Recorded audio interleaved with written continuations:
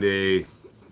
I don't even know what the date is. But there's a couple things that I was thinking about over the weekend, and I wanted to share with you, to anybody who is interested, about routines, automation, and discipline.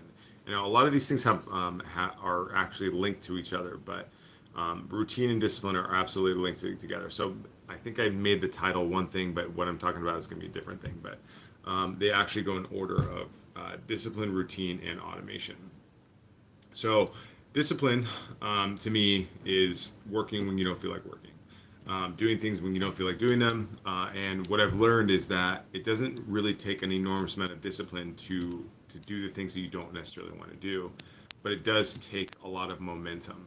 And so, if you're willing to just bite the bullet and start working on something, then the momentum that you generate in executing a particular task or project or series of events, series of tasks, becomes less hard. It becomes way easier if you just get the process started. For instance, for me, there was a bunch of stuff that I had to do yesterday that I kind of didn't really want to do. It was Sunday. I was burned out, and I was thinking like, I just really don't want to work today. And I was like, I deserve it. I've been working hard. I deserve it. I deserve to take a day off. The truth is that no, unless you are meeting your goals, unless you are where you want to be, then no, you don't deserve a day off. But that doesn't mean you have to work so hard that you burn out. So the discipline in that scenario is in just opening up the laptop, because that was enough momentum for me to like open up my email, remind myself of the things that I wanted to accomplish, and I made a quick short list of things that I wanted to do. And then I decided that I only wanted to work on the things that gave me energy, that I was excited about. Now that could be an automation, a new tool, it could be a bunch of different things. But I only worked on the stuff that I was excited about. I closed my laptop after 2 hours, after I decided I wasn't excited about the work I was on, and then went for a 5-hour bike ride. So I feel good about the work that I got done yesterday, and it set me up for today to be able to go do my boxing, and I'm happy about that. So the discipline led into if you have the discipline to do the things that you don't necessarily want to do, then that leads into positive routines.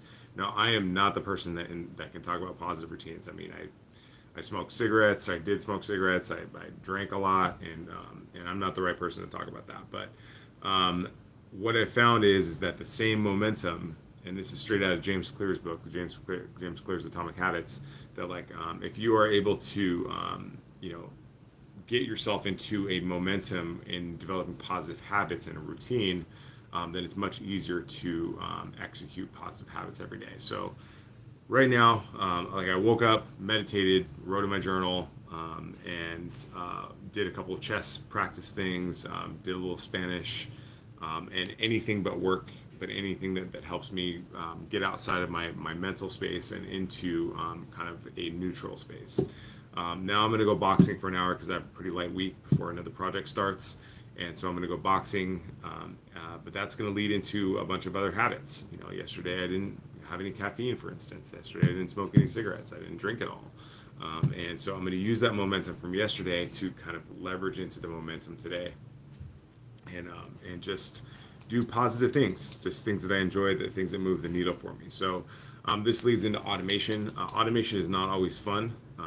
Oftentimes you're problem solving, you're troubleshooting, you're looking for where the issue is. Like sometimes, like if you're automating your social media, for instance, and you have duplicate posts. Sometimes you have people that accidentally get into duplicate workflow, like into concurrent workflows that are conflicting. So there's all kinds of troubleshooting and not fun stuff that you have to do. And so my choices are either to articulate it to Hamza and say, "Hey, Hamza, I need help with this," or just to figure it out myself. And so today I will probably focus more on SOPs and learning how to outsource things rather than solving the problems myself, because the project that I'm starting in 2 weeks is going to be extremely intensive and will not leave a whole lot of room to run my ordinary business. So I won't be doing a whole lot of client acquisition. It'll just be referral based, and then I'm excited to focus on what I'm doing next, which is going to be doing a lot of bar trainings, a lot of consultations, and getting in front of a lot of people. which will help me out with the crazy stuff that I have on deck, as far as serving bars and restaurants. Aside from the marketing suite that is completely automated, and really helps you move the needle as far as acquisition, interest, desire, and action.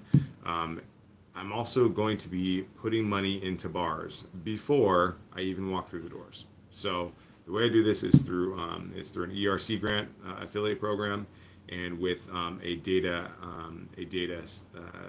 service called F&B Insights, which is a product of Overproof. So by being able to provide these services in advance, I'm able to offset the modest marketing costs for my clients, and that is very exciting to me because as a consultant, I don't want to take money out of bars. I really dislike it. I got to get paid, and I should get paid well for the work because I provide a lot of value. But I ultimately, I would much prefer to have my costs like very clearly upfront offset by the value that I bring, rather than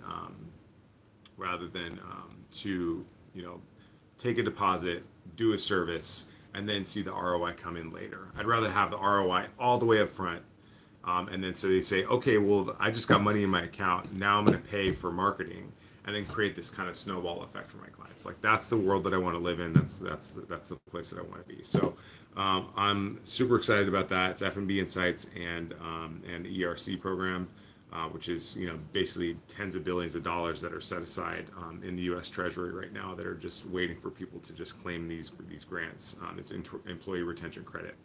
And so if you have any questions about that, just let me know. But yeah, lots of fun stuff. I'm going to get ready to go boxing. I will see you tomorrow. Thanks. Bye. How do I turn this thing off? There we go.